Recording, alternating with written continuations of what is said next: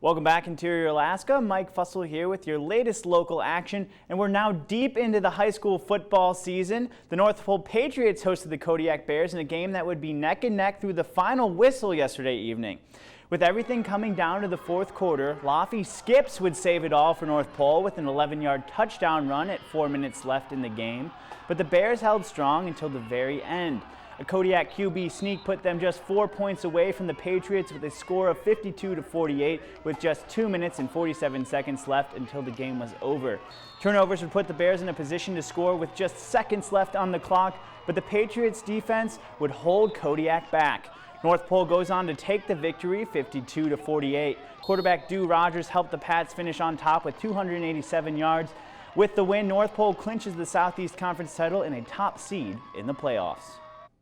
We respond with like that smile, ear to ear, so happy because no matter what team it is, no matter what, like if you're competing as hard as you can with your brothers in a game that's going to be coming down to the last seconds, there's no better feeling. There's a couple better feelings, but this is the top one. This is like top 5 or something. Yeah, well, the only way we're going to be ready for the playoffs is if we have some pushing going, and that's what our next 3 games are. They're going to be extremely tough, and if we can manage it and really work hard in those games, we'll be ready for that playoff game.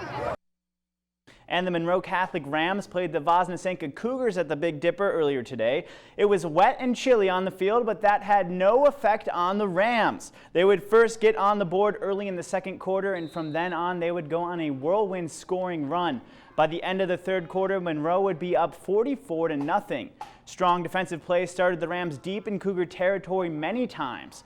Voz got into the end zone with about a minute left in the game, but it was just a chip off of the Titanic deficit. Monroe finishes on top 44-6. And the West Valley Wolfpack was on the road last night for a Rail Belt football matchup. The game would be their first conference contest of the season.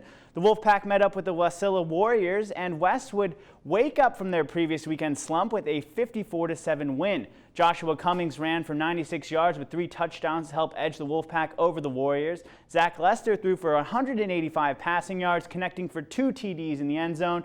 The West Valley defense was just as potent. It just wouldn't let the Warriors come out and play. No, it wouldn't. They forced 5 turnovers in the second half and even brought 1 back to the house for a pick 6.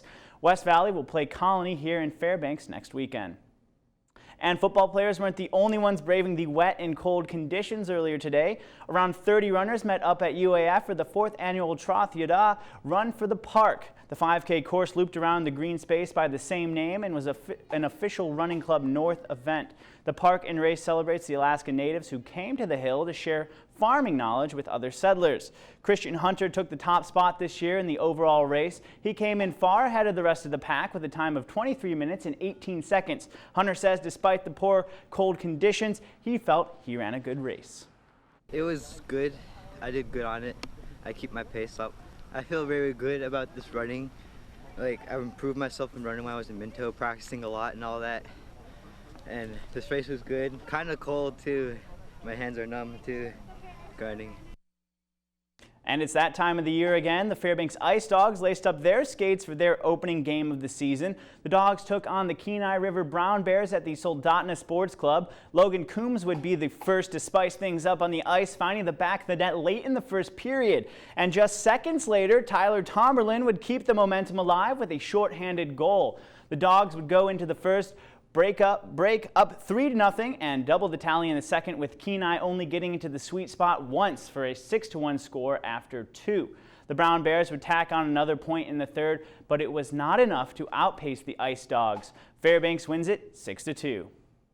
And that about brings us to the buzzer for sports tonight. Don't forget to log on to Twitter and follow us at KTVF11 Sports for our latest updates. Katie Looper has your full weather forecast coming up next. Thanks for checking in, and we'll see you next weekend.